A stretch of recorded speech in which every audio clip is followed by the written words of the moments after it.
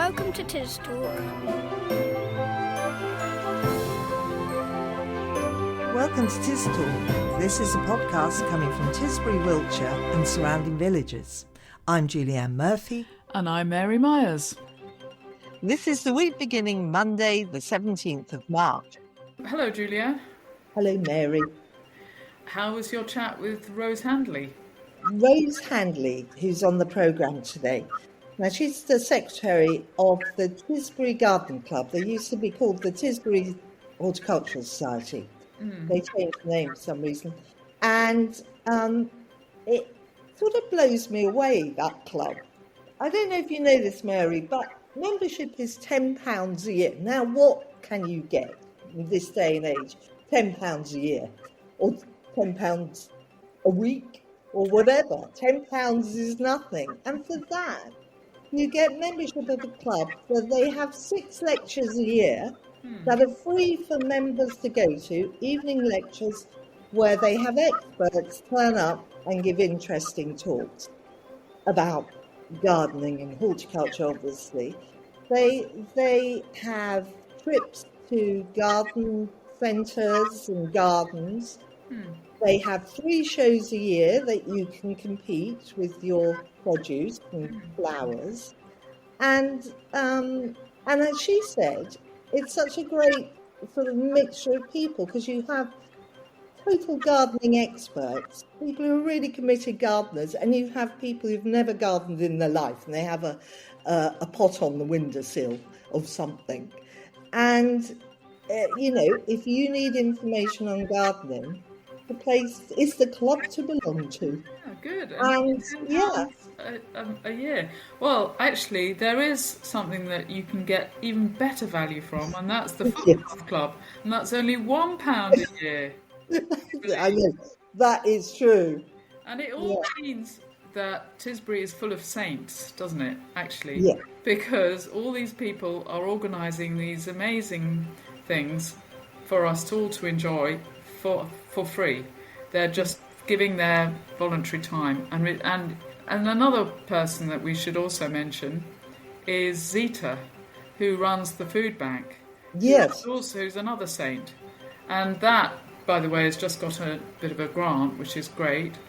So, yeah, we live in an amazing village with so many opportunities and so many great people in it.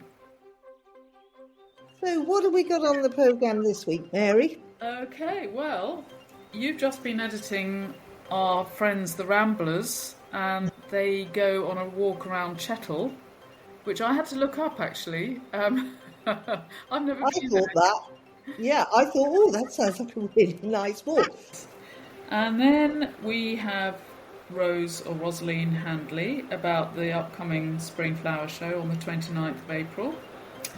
And then we have Mirka Golden-Hann from Messums, who talked to Kate Gamm this week about a workshop at Messums. So, yeah, quite a nice programme again, though we say so ourselves. Okay, let's have a listen. First up, we welcome back Ian Giles and Nigel Timms, who are having another ramble in the Cranborne Chase National Landscape, what used to be called the Area of Outstanding Natural Beauty. This time they're walking near Chettle. Hello, I'm Nigel. And I'm Ian. And welcome to this month's episode of The Ramblers. It's a monthly podcast based in and around the Cranborne Chase National Landscape, which covers 380 square miles, ranging from Longleat in the north to Kingston Lacey Estate in the most southerly part, and covers 4 counties: Wiltshire, Dorset, Hampshire and Somerset. For more information about Cranborne Chase National Landscape, go to cranbornechase.org.uk. Morning, Nigel. Morning. It's great to see you again. And you. So we're sat outside Chettle Village store, very happily in this big open barn with our takeaway coffees and croissant that we've just got from the Freshly baked croissant, I have to say. We should say what episode we are. Chettle and Tarrant Hinton Walk. W35 on the Cranborne Chase National Landscape. Downloaded the route on my Ordnance Survey app. It's a very gentle walk, this one. It's only about an hour and a half. It's nearly 3 miles. Right, let's go then.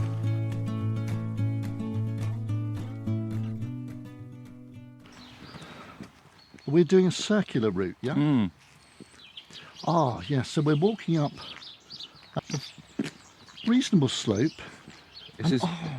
Wow, on the right hand side, signposted to the estate office, and there's a beautiful old granary that's on staddlestones, set above a village pond between Lovely, us and the granary. It's absolutely picturesque.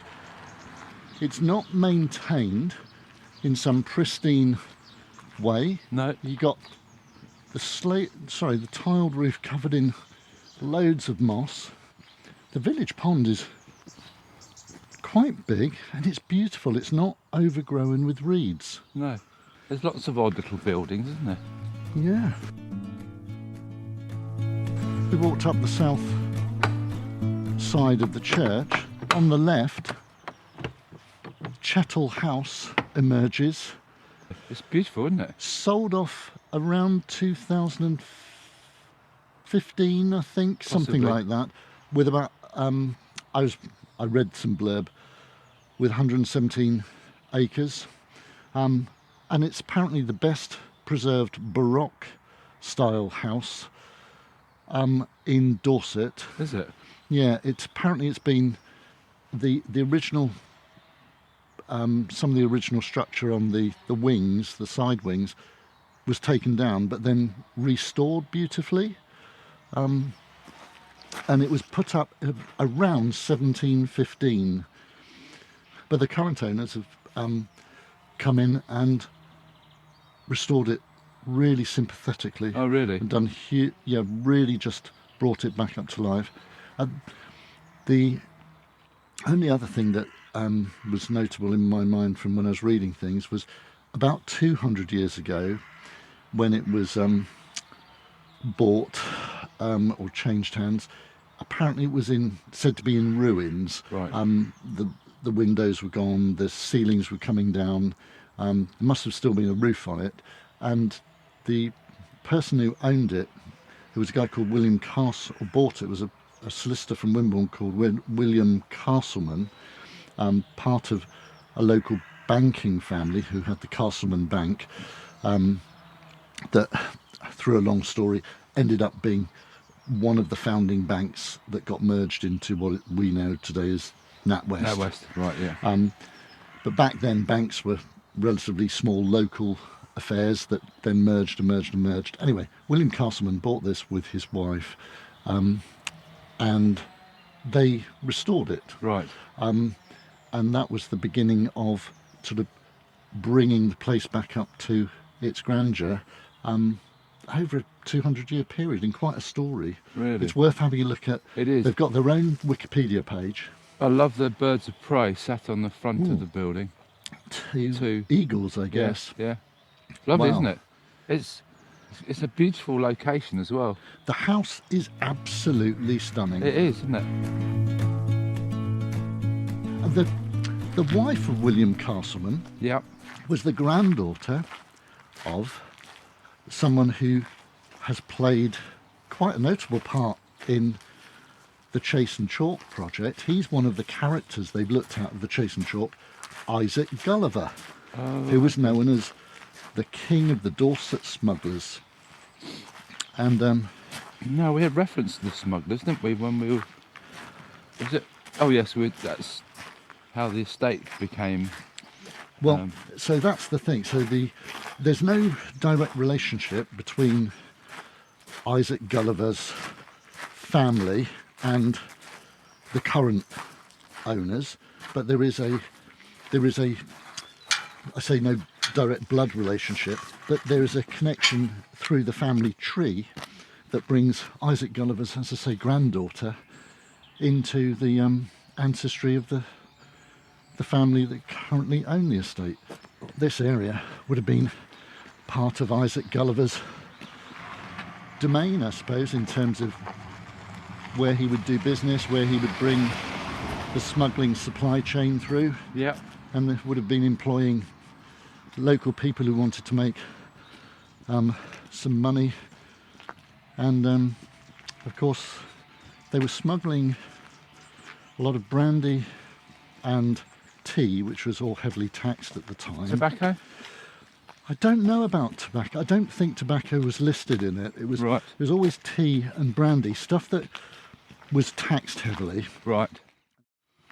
Anyway, just for context, that would have been in the late 1700s, mainly, possibly the early 1800s, but definitely the late 1700s. And Isaac Gulliver was born in 1745 in Semmington in Wiltshire and died in Wimborne in 1822. And his gravestone is in Wimborne Minster if you want to go and see. So we turned off for that little road which went past the side of Chettle House and past the main entrance, and we're now coming along a path. It's lovely that the walk takes you literally around the house. Yeah, it does. Oh, and look, this is their view. A long view down between an avenue of trees.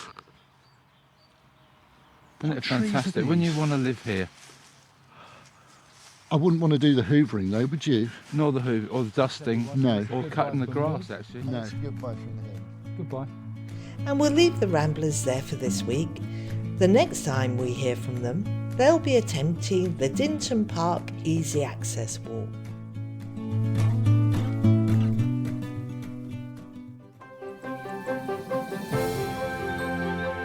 TisTalk, a podcast from Tisbury on tistalk.buzzsprout.com. Next, I met up with Rose Handley this week of the Tisbury Gardening Club, who was very keen to promote the spring gardening show to be held in a few weeks, and also gave me all the very valid reasons why we should all join the gardening club. So I'm here with Rose Handley in a very nice house with her very nice dog. And Rose is secretary of the Horticultural Society, now called the Tisbury Gardening Club. I'm here to talk about the Spring Flower Show. So if you could tell me something about that, Rose. Yes, we as a club, we have always run 3 shows a year, which I think is quite heroic because many of these gardening clubs and societies no longer put on shows, and it's a lovely old tradition and we're determined to keep it going. So this is the first one in March. The hall, Victoria Hall, decorated with all the beautiful flowers of spring, mainly daffodils and narcissi, but lots of other colourful blooms, and it looks splendid. And they're all brought along by the members of the club. Yes, and it's an informal competition, but we have a proper horticultural judge. Okay. Who comes along, and a prize is awarded to the best exhibit, and a trophy is awarded to the person who gets the most points in the show. And yes, it's members of the public can come in at 2 o'clock in the afternoon. The judging goes on in the morning. At the public event, we serve teas and biscuits, and we run a plant stall with lots of bargains. Ah, yeah. I always turn up at your because there's something in the summer, isn't there, round at Hinton Hall? Is that run by the that's run by the Garden Club, and I always get fantastic plants and always a bargain. Oh, good! I'm glad you come. I mean, it's marvellous. We run that sale in May this year. I think it's the 10th, and we have a queue round the block before we open. Yeah, I've often stood in it. Yeah. So this one, the spring one, is on the 29th of March. It is. And the doors open, what time did you say? The doors open to the public at 2 in the afternoon. Okay. Yes. The members obviously can come earlier, and they bring their flowers? They come early in the morning to set up their exhibits, and then the judge comes in. Judging is carried out. Everybody goes off, and then the hall is opened again at 2 for the public. So, Rose, tell me about the Tisbury Gardening Club and how do you become a member? Right. Tisbury Gardening Club, it's one of the real pillars of Tisbury society, I think. It's a marvellous organisation. Lots of really dedicated people working hard to make lovely things happen. We have an annual subscription. We charge an annual subscription of £10, which compared to other clubs and societies is very, very reasonable. And we have shows every year. We have plant sales. We have 6 visiting speakers, real experts, real good people at our evening meetings. And if you're a member, are they free or do you pay to get into those? No, guests pay £2, but members don't pay. Right, that's fantastic. So how long has the Tisbury Gardening Club been running? Do you know? Has it been around for a long time? It's very interesting. I've discovered a very old newspaper report from 1898 describing the first open show of the Tisbury Horticultural Society and Cottage Garden Society, and all the great and the good of Tisbury were there, and prizes awarded by Mr. Morrison and Arundel, etc. But I don't have an archive for the early 20th century, but I know that in its present form it goes back at least 50 years. Right. Oh, yes. And how many members do you have right now? We have about 70. For the last few years, the numbers have been healthy. I mean, there was a lowering of membership for a while, but, particularly with COVID and so on. But then we really picked up. Of course, clubs always need members, and the more the merrier, I imagine. Absolutely, yes. So, if I wanted to become a member, what would I do, Rose? Well, every month in Focus, there is a contact telephone number or email address or website address, often all 3. If you just type in Tisbury Gardening Club, the website should come up, and you can contact us on that, or you can telephone me on 871460, and I'll arrange for you to join. Okay, so it's a very simple process. Very simple. You can pay by bank transfer, you can pay by cash or cheque. Yes, you can enjoy 11 months of interesting events. Okay. We just break for December, that's all. Well, if you were new to Tisbury, that'd be a great thing to join, wouldn't it? It really would, yes, because it's a place where like-minded people make friends, at our evening meetings particularly. And there are people there who've got huge expertise, who can grow anything, and there are others who have just got a flower pot or a little courtyard. Absolute beginners. Yes, absolute beginners. And they all get on really well together. So I think it's the best gardening club in Wiltshire. Well, thank you, Rose. Follow us on Instagram at TisTalk Radio.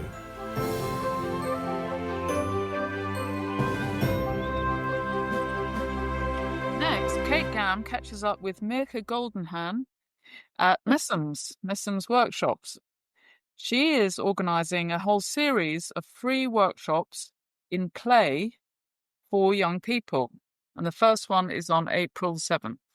Okay, well, these workshops that you're putting on at the moment sound very interesting, aimed at younger people. You've had one already. How did that go? What was that about and how did it go? So, yes, we have run the first workshop funded by Wiltshire Council, particularly by the South West Wiltshire Area Board. And the money was awarded for young people aged 13 plus to come and work at Messums Studios with clay. So the first workshop was fully attended, maximum of 10 young people. Went really very well. Majority of the children who attended never had the chance to work with clay previously, and they were 13, 15 and older. 7 never touched clay before, and I think for this reason it is so exciting that we were able to secure this grant from Wiltshire Council to run the other workshops as well. Clay gives us such rich insight into how we experience world and how we communicate about it. They were so immersed in what they were doing. So this workshop was 2.5 hours. And I had to ask them, come on, let's have a break. The next workshop we are running is going to happen on the 7th of April. We are going to do a raku firing workshop because it offers us very immediate kind of insight into how firing happens. It doesn't happen like that in most firing processes, but raku allows us an instant result. So we will already have blank pieces which will be pre-prepared, and the children will glaze them, so they will apply glazes and decoration on the pieces, and then we will take them outside. We've got a raku kiln, so we will have quite a number of volunteers working with us on that day to keep everybody safe, and we will fire the work with the children watching. And what's very exciting about raku is when we reach the temperature of the glaze maturing, the pots are taken out with very long tongs from this hot kiln, and they are placed into materials such as sawdust where they combust. So there is lots of flames. It's very involved. Exciting. Yes, yeah, it's like fireworks. And we put lids on, so we keep the pots kind of brewing in the smoke for a while. It's a very exciting process because from pots which start as white, you will have pots which are black, but also turquoise and red and green and white. And there might be lots of cracking, and smoke gets into crazing of the glaze. So the results are very immediate and very dramatic. And that's on Monday, the 7th of April? It's Monday, it's the first day of the holiday. And it's from 10 o'clock till 2:30? Yes, yeah. And the age group is 13 plus? That's correct. Once again? Yeah, and this is only available for children who live in the area of southwest Wiltshire.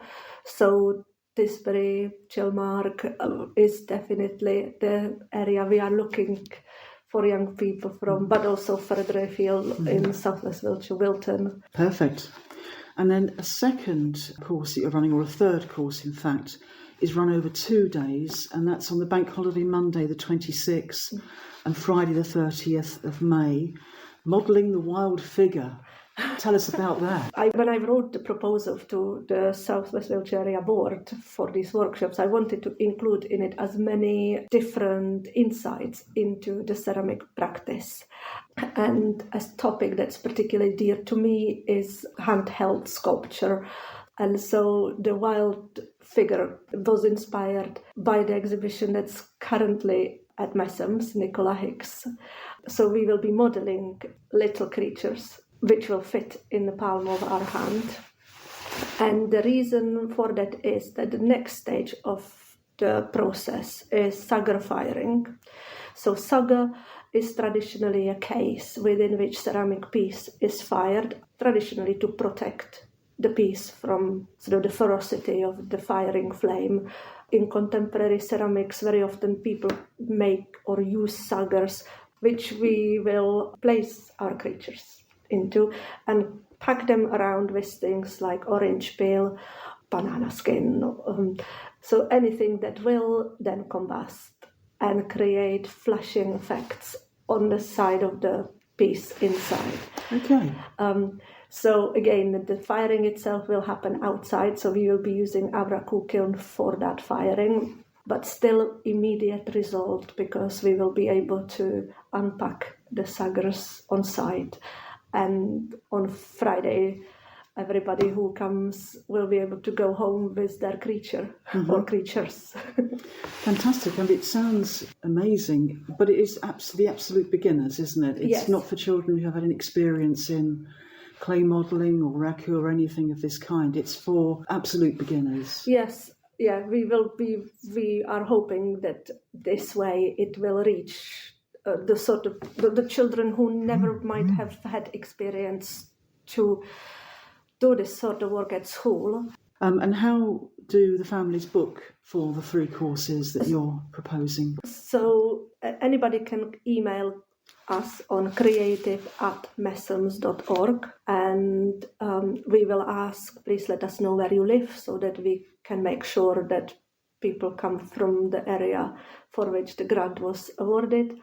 It's a great opportunity, isn't it? And for free as well. Yes, that's so exciting. Yeah.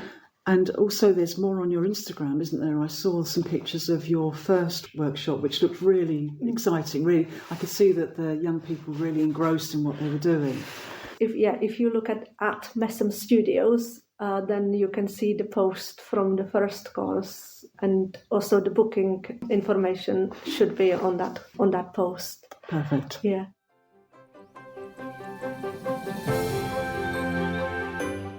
You're listening to TisTalk from Tisbury in Wiltshire and the Nadder Valley.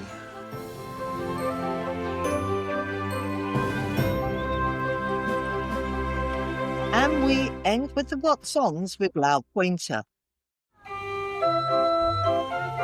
On Wednesday, the 19th of March, the TisBus will be running a trip to Athelhampton House and Garden in Puddletown, Dorchester.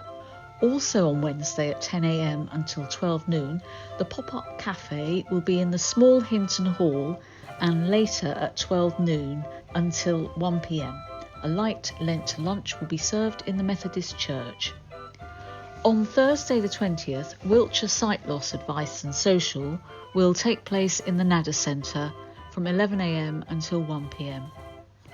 At 6:30 for a 7 p.m. start, also on Thursday, Romeo and Juliet will be live from the Royal Ballet, showing in the Victoria Hall.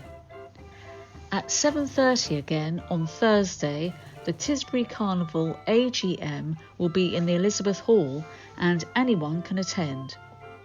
On Saturday the 22nd at 9 a.m, the Nadder Footpath Club walk starts from Nadder Close car park for a 6.5-mile walk. Contact Richard Deverill to book your place. Telephone number 07748 702 314. And a little later on Saturday, the film Wicked will be showing at 2:30 p.m. and at 7:30 p.m. in the Victoria Hall. On Sunday the 23rd, from 12 noon until 3 p.m, Fonthill House's garden is open for the National Garden Scheme.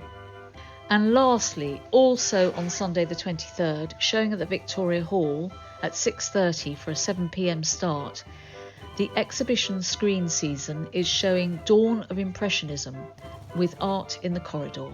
And that's it for this week. That's all from us this week. So we've been Mary Myers and Julianne Murphy, with special thanks this week to Kate Gamm.